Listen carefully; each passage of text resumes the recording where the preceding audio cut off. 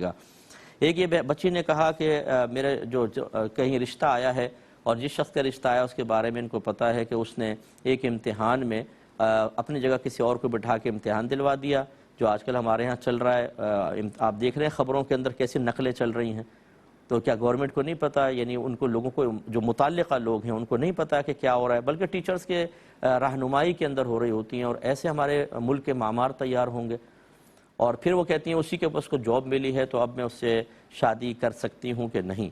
دیکھیں، اگر میرے کوئی قریبی خاتون کی شادی ہو رہی ہوتی تو میں اس رشتے کو صاف منع کر دیتا کہ ایسا جو چیٹر آدمی ہو کہ جو اپنی جگہ کسی کو بٹھا کر اور پھر وہ جعلی ڈگری کے اوپر نوکری حاصل کر کے کسی اور نوجوان کا حق مار کر پھر روزی کما رہا ہو، تو یہ تو اس قابل نہیں ہے کہ اس کو عزت دی جائے یا اس کے ساتھ تعلق قائم کیا جائے۔ یہ خود بھی تباہ ہوگا، کیونکہ جو اتنا غیر محتاط ہے وہ اپنی پھر شادی کے بعد کہاں اپنی بیوی بچوں کی دینی تربیت کرے گا، ہر چیز کے اندر رشوت دے گا، ہر چیز کے اندر گھوچے لگائے گا، ہر چیز کے اندر مطلب دو نمبری کرے گا اور اپنی بھی آخرت برباد کرے گا، اپنی بیوی بچوں کی آخرت برباد کرے گا۔ کم از کم جیسے آپ بچی ہیں، آپ کے اندر ایک دینی شعور ہے، تبھی تو آپ نے کویسچن کیا۔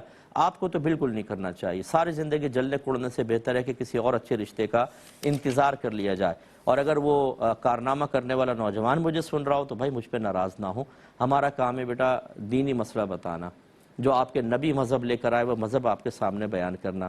اگر آپ ہماری بات کو اس لیے سن کر اس لیے ناراض ہوں گے کہ ہم نے آپ کے مزاج اور آپ کے فائدوں کے خلاف بات کہہ دی، چاہے وہ شریعت کی کیوں نہ ہو، تو پھر یاد رکھیے کہ آپ مجھ پر ناراض نہیں ہو رہے، آپ اللہ تبارک و تعالیٰ اس کے رسول پہ ناراض ہو رہے ہیں۔ اور اگر آپ کہیں کہ ٹھیک ہے مسئلہ تو ہے لیکن آپ نے بتایا کیوں، تو بھئی ہم تو ہیں وارث نبی۔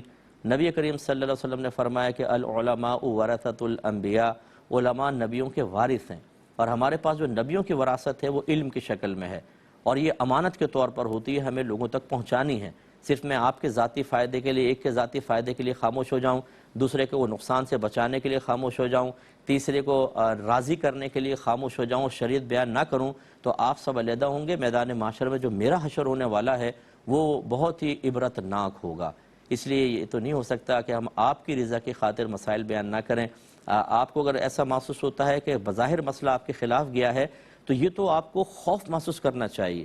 دو چیزیں ہونی چاہیے، ایک خوف کہ میں نے غلط کیا، میرا ہوگا کیا، اور دوسرا اللہ کا شکر ادا کرنا چاہیے کہ آپ کو موت سے پہلے پہلے اللہ تبارک و تعالیٰ نے ایک تنبیہ کر دی، ایک صحیح مسئلہ آپ کے سامنے آ گیا۔ ورنہ میں تو ایسے لوگوں کو جانتا ہوں کہ 80 سال عمر ہے، مر گئے اور انہیں یہی نہیں پتہ چلا کہ مذہب کیا کہہ رہا ہے اور کیا نہیں۔ وہ حرام کرتے رہے، گناہ کرتے رہے، توبہ کا خیال تک نہ آیا، اچانک مر گئے اور وہ اپنے گھر والوں کی تربیت بھی نہ کر سکے۔ میں یقین سے کہتا ہوں آپ اپنے بچوں سے ذرا اپنے جنازے کا طریقہ اور اس کی دعا معلوم کریں، سب آپ ایسا کریں۔